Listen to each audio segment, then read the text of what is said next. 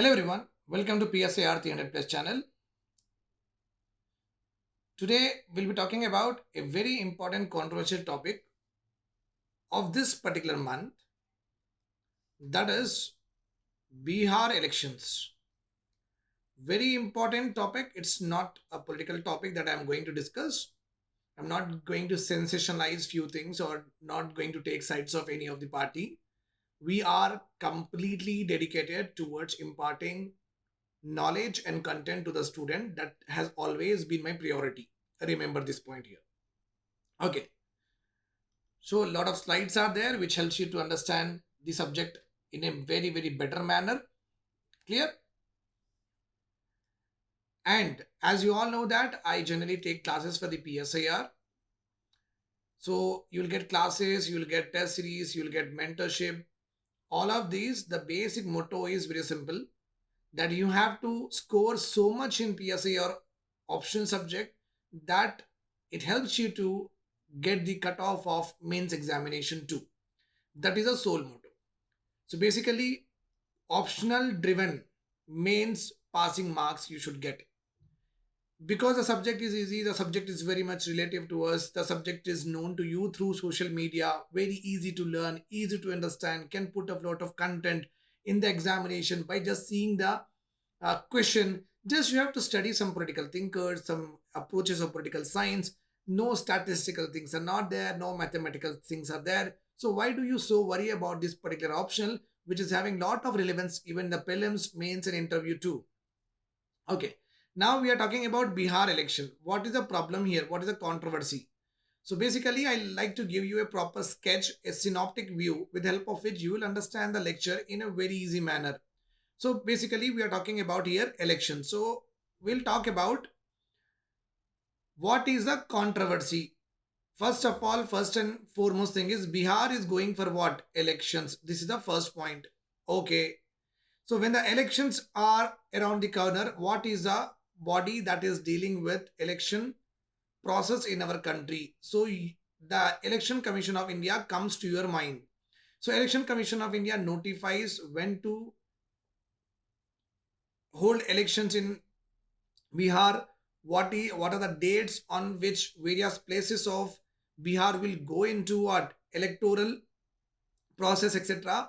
All that will be done by ECI only. It's a constitutional body of our country. It is also there in our PSIR paper too, with regard to in statutory body, constitutional body. You should study about it. Okay, right. So this is one of the important question with regard to electoral reforms also. With whatever the way forwards that we are going to discuss in this chapter, in this lecture, also helps you to give your opinion and your argument in any of the public speaking event, that what electoral election commission can do to get electoral process to be reformed. Okay, right.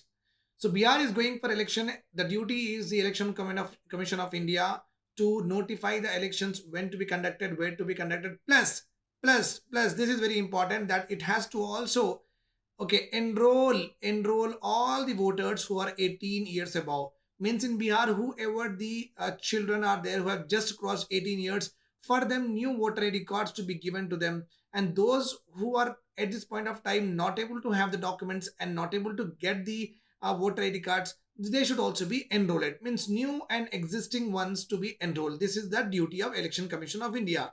Apart from solving the dispute with regard to party name, election symbols, etc., that I am not going into that. But basic thing that they have to do with regard to the election process is this two. Okay, conduct the elections and give the voter ID cards to anybody who is above 18 years of age. Okay, new and existing one. Okay. Now, when Election Commission of India was doing the sample survey, registration survey, they found that many of the people, when they went to the houses to actually do the enumeration is nothing but trying to find out that how many people are living in a particular house. Okay, whether they are having the valid residency of the Bihar state, so that their names will be written, and in exchange of it, they will be given EPIC number. With the help of this EPIC number, with the voter ID card or Aadhaar card, they can go to what booth, election booth, and cast their vote. That is the process. So Election Commission of India should conduct the election, should give the voter ID. What happens when they went for enumeration? Okay, when they went for enumeration, nothing but it is a door-to-door survey. When they did door-to-door survey, they did. they found lot of people what absent. Okay, and on the basis of that they have deleted 30 lakh names from the voting list. 30 lakh, generally 10 lakh represent one MP constituency. Just imagine that 30 lakh voter has been removed means, okay, 3 MP seat, which is equal to almost like 20 MLA seats have been jumbled here in this 30 lakhs. So you can argue that all of these does not belong to one particular area, but I'm not going into that, okay, into deep insights of it. I'm just trying to make you understand superficially what impact it could happen if suppose they are in concentration in a particular area. Suppose a MLA seat is there, 2 3 lakhs are there. Let us just assume that out of 30 lakhs, one particular area will have only 3 lakhs. The 3 lakhs will only go to vote. Obviously, when they are not there in the particular state also, then it will have a disadvantage to one political party. Clear or not? Yes. So when Election Commission of India is dutiful to give voter ID cards, but instead of that, what happened when they went to door enumeration or the verification, the people were absent, so they have deleted 30 lakhs of voters from the voting list. So then what happened? Opposition went to the court, okay, and did the protest on the roads, etc. After that, they went to the court, Supreme Court, and Supreme Court yesterday has made the opposition very happy, and in the sense that uh, Supreme Court has directed ECI that in order to rectify the 30 lakhs and take the claims of the within the 30 lakhs, a lot of people are saying that no, I belong to Bihar, I should be given a voter ID card. So a lot of people are claiming that they belong to that particular state. So Supreme Court has directed the Election Commission of India, so please go and try to verify all the claims and try to register as much as people as you can, so that true democracy is nothing but everyone who is a part of above 18 years of age comes out and cast their vote.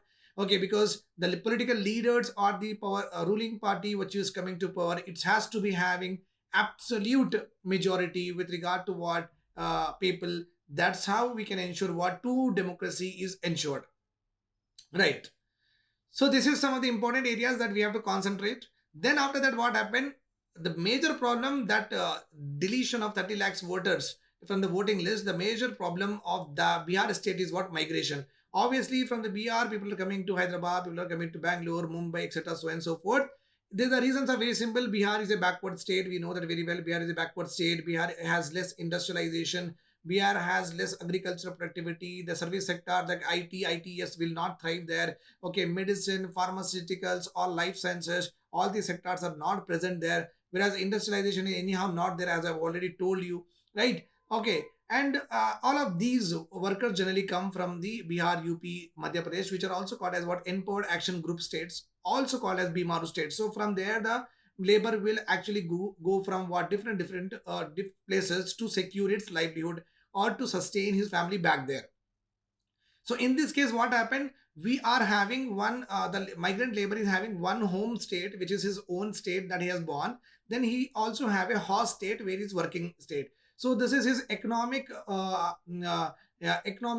identity is there. Whereas the home state, he is having his political identity is there. Right or wrong, political identity is there. That is what we are talking about. So when he's going out to work, okay, in order to secure his economic identity, then what is happening when the election commission come to their home? If they are not found there, they are losing their political identity in the sense that they will not get the voting rights. Okay, that will lead to complete disenfranchisement. Disenfranchisement means franchise is nothing but you are holding the right. It's called as franchise.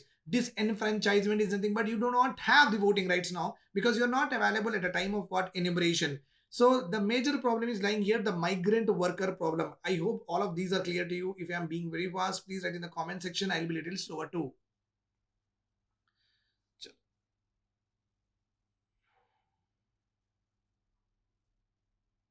I'm just trying to check that whether I am moving or not. Sometimes the video is getting stuck. Right. So what have we learned in now? We have learned that Bihar is going for elections. Okay, very well, sir. Bihar is going for elections. We are so happy. Democracy is already there. So Election Commission of India duty is that what happens? Deletion of lot of voters happened. Then what happens? Opposition did a protest. After opposition did a protest, Supreme Court has actually given the judgment and directed a ECI to take the claims of the people who are wanting to vote. Okay, this complete process happened. Now we are having another important area. That is why this all deletion happened, because of what? Migration of labor from what? Bihar to other states in search of what? Job. Okay, in search of what job, so in order to secure their livelihood, this is their economic identity. In back home state, they are having that political identity, right? Okay, so let us go one by one in our lecture. Issue, as I've already told you, I'll go very faster because we have already learned in the form of what writing only. Election Commission of India has done special intensive revision of state electoral rolls. State electoral rolls consist of all the names of the people who are above 18 years and who have been registered under what who has been registered as electorate, and they are ready to vote. So ECI, special intensive revision of state electoral rolls, they have deleted 3.5 million migrants, nothing but 30 lakhs, like almost like 35 lakhs migrants names has been deleted from the voter list. Majority of them are migrant, as we have already seen. They are migrants who has been labeled as permanently migrated. Nothing but Election Commission of India is thinking that they permanently went, they will never come back to the state. Okay, on the pretext of it only, they have done the deletion. Okay, so when they were absent during the house to house survey. Now what happened? These voters now face permanent disenfranchisement. Means permanently, ACI assume that you are not living here. It means permanently you lost the right of voting or not. Yes. So permanent disenfranchisement happened with regard to what? The migrants were migrated to other places for work. This is the issue.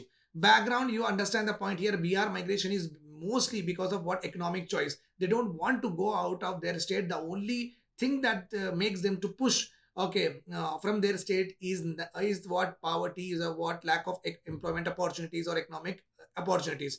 That's why it is more of economic choice for them. Okay, like survival strategy only. They say just a survival strategy. For decades, out migration is nothing but from one state you are going out. Okay, out migration has sustained. Because of the out migration only, Bihar's economy, Bihar's people are able to feed their families, etc., so and so forth.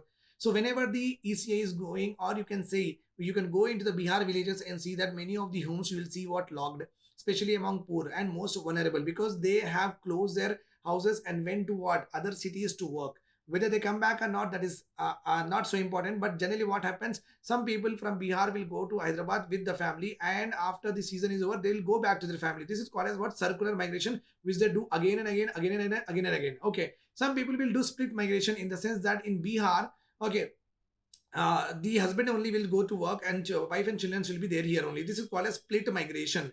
So circular and split migration are very common. So at the end, in both the cases, people are actually going back to their home state. Many of the return migrants will be unable to vote as their names has been struck off because they are not found at the place where the enumeration happened. Okay, and government of not exactly the government of India, the Election Commission of India has not done any kind of arrangement to re-enroll these voters. That is the reason complete disenfranchisement is possible. So now ECI has lack of infrastructure and strategy. In a democracy of 1.4 billion, every vote, every person, individual above 18 years matters. It is the duty of Election Commission of India according to the Constitution, in which Article 324 says that it is the voting rights of every individual who is above 18 years of age. Okay.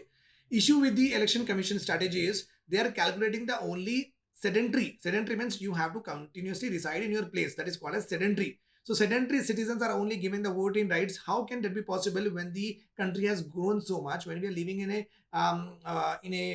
world of globalization, in a world of to and fro moves of goods, service, technology, etc., so and so forth. But if you just calculate on the electoral rules and on the basis of sedentary residence or in-person verification, it will not work out in this particular modern times of our country. Okay, no cross verification is being done. Proof of residence at a time of verification they are unable to give because a lot of people are living on construction sites, a lot of people are living on footpaths, so they don't actually have a proof of residence, but still they belong to Bihar only. But how can you ignore them, right? Many leave them rented rooms, construction site, etc., are actually such documents they don't have it, and they are denied of these documents, and they don't generally take care of it because they work on casual labor. They work and they'll get the money, so they don't get the salary from the government, they don't get the salary from the private sector also. So voters host and home state dilemma is also there. In the host state, let's suppose from Bihar a person has come to what?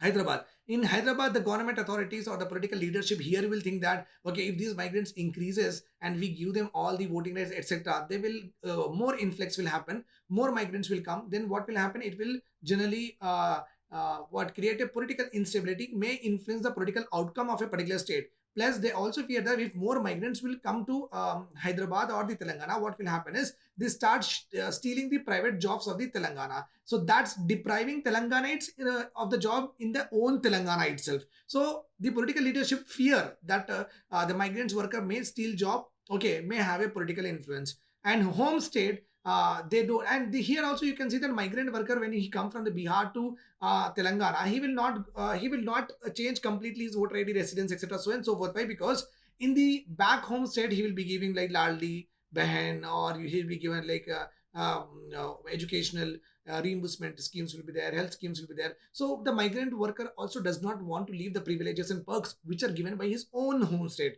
As a result, migrants remain stuck neither here not there, na idhar ke hue na udhar ke hue, beech mein wo atak gaye, and they are not going to get what? Voter IDs. Now, issues with regard to Election Commission of India extended here also. There was a study conducted by Tata Institute of Social Sciences. The study is called as Election Commission of India. The election on Election Commission of India, the study is called as Inclusive Elections in India.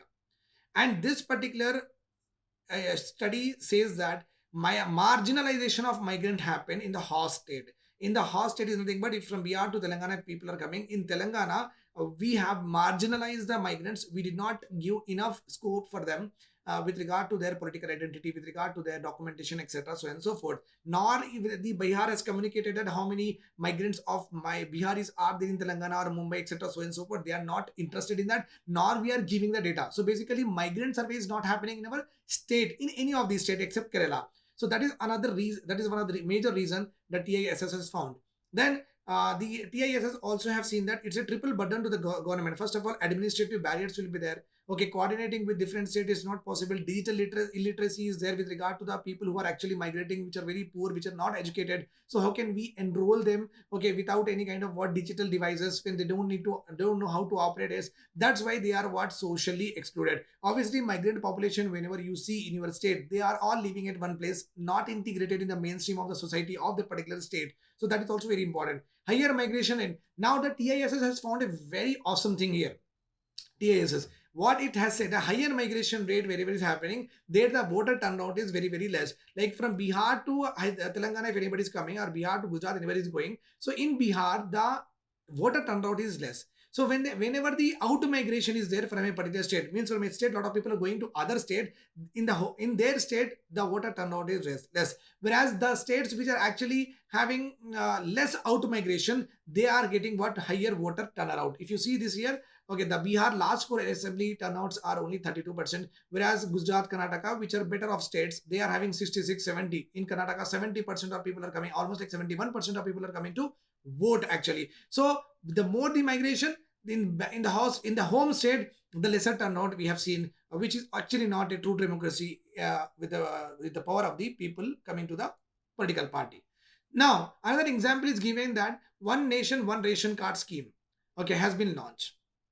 Okay, lot of nothing but if you're in Bihar wanting to come to our Telangana, so you can switch your ration card because you're leaving for 6 months here. Why to go back Bihar? So you come with your family here, and here we will enroll you as a new member of the National Food Security Card. Okay, but these migrants are also not actually taking this facility. They are not taking or enrolling themselves.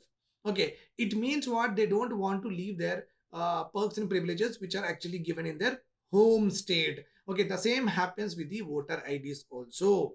They keep their origin based documents not because they are indifferent to the civic duties, but they lack security and acceptance in the host state. They don't change their documents because a migrant from Bihar coming to Telangana and receiving with the same warmth, just like how the Telangana is treated by the Telangana administration, or Karnataka is treated by the Karnataka administration, or Gujarat is treated with Gujarat administration, that is not actually happening.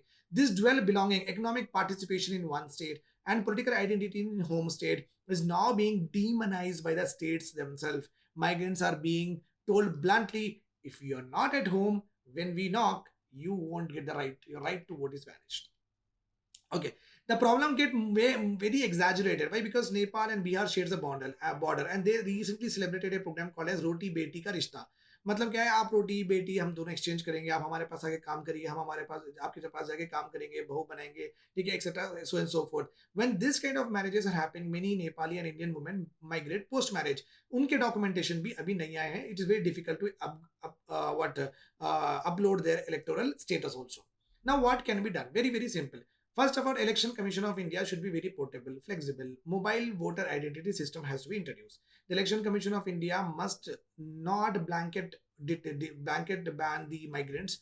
Adopt a cross verification model with destination state voter rolls. Civic society, local government should be empowered to register the new voters and make to outreach the migrant voters, and registration drives are important.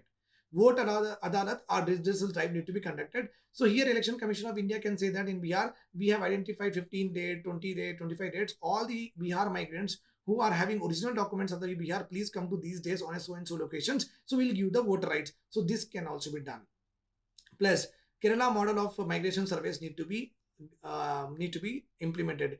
Kerala generally do taluk level migration surveys. So at taluk level, they will see that how many people have migrated, how many people have come back, how many people are residing, how many people are going back, what are the remittances, how much they got the money.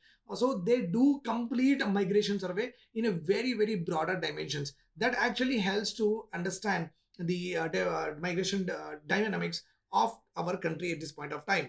I hope this is all clear to you. Do share and subscribe to my channel. A lot of people don't subscribe to my channel, but my views are more. So I only request you that in what is there in subscribing? You have done hundreds of subscribes to various channels, which are also unproductive, of course. Okay, so why not to just subscribe my channel and do follow me and share. Thank you.